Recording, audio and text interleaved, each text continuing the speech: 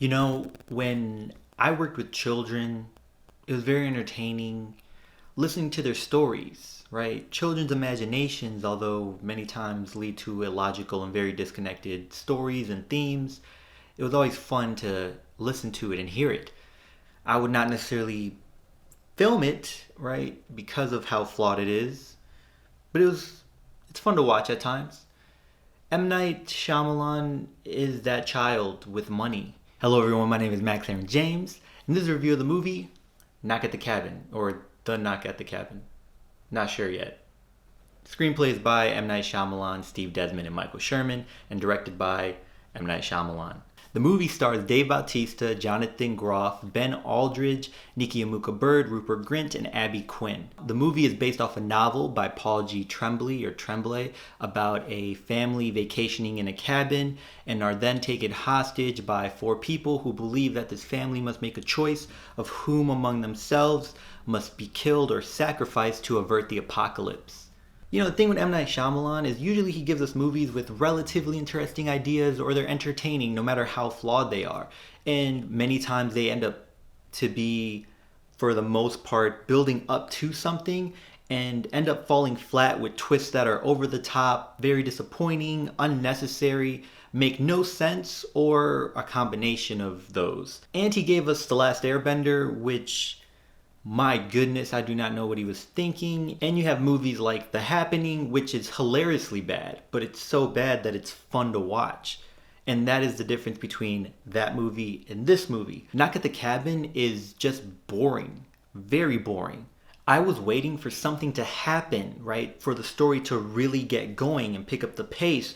And it wasn't until halfway through the movie that I realized, oh, this is the tone we are sticking with. I did like that it kind of just jumped into it in the beginning of the movie, did not introduce each character individually, just got to the point of the story and where we were going to be. However, all the characters were for the most part two-dimensional and there was no real development. There was maybe a little bit of development with only two of the characters, but not enough to really connect or attach myself to anyone.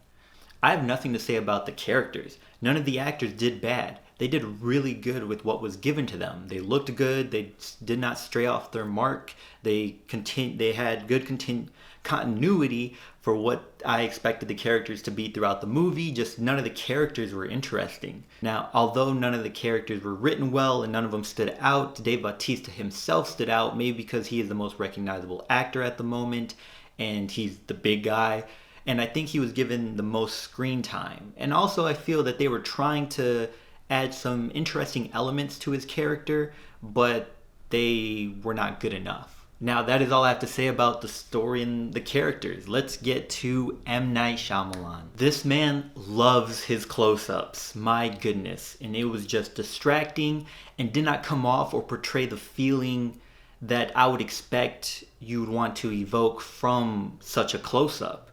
A lot of shots in this movie made me feel like Shyamalan thought that they were creative or artistic, but it came off to me as if someone had seen really nice shots in another movie and tried to replicate it without thinking about setting the tone that would justify such angles or such scenes. There was maybe only one shot that I really liked because it made me feel as if how I felt with all the characters throughout the movie, which is detached and feeling as if I'm just watching something happen to someone else's life and not necessarily feeling like I am a part of that world.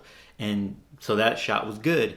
And that was the only good scene because it was not a close-up. The person was pretty far and pretty much only their head was appearing on the screen of that entire shot. There were some elements in this movie that were throwaways. They did not mean anything and did not push the story forward.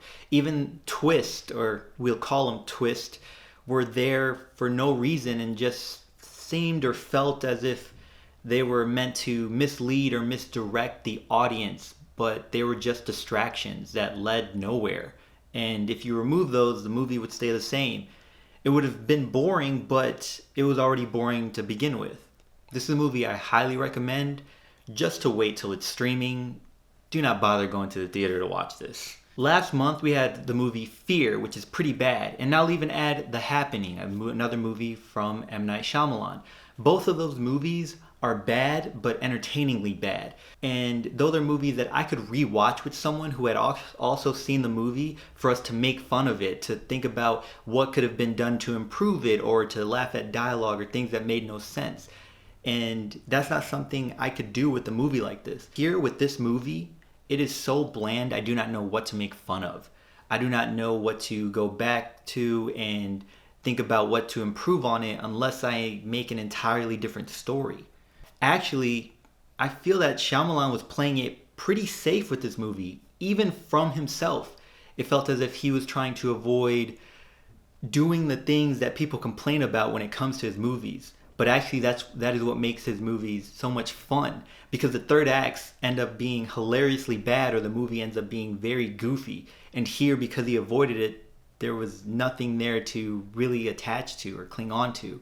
And so this ended up being a movie that I would not bother taking a second look at. Also, he strays away from violence and gore a lot of times, and he does the same with this movie, and it doesn't come off as artistic or does not match with the tone of the movie or the story. It just feels as if he himself is afraid to see the violence or see the gore or what is happening as it is happening.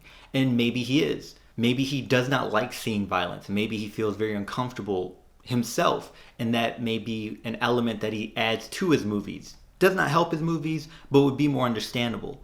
Still, cutting it from this movie, cutting it from most of his movies, feels like that person or that company or studio that purposely cuts out violent scenes to drop the rating, and that is noticeable and does not help the movie in any way. It actually takes away from the movie because you think about those things. At least I do, and I notice those things. So then I feel, why block this part, especially with this tone that you've established throughout the rest of the movie. The book may be better. It may have a different ending. Characters may be better developed. There may be things that have been cut out of the movie, out of the screenplay.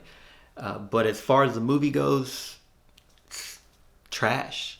Anyway, what did you think about it? If you've seen it, if not, hold off on that. Until next time, take care of each other, check up on each other, check up on yourself, and remember, potential has no limit.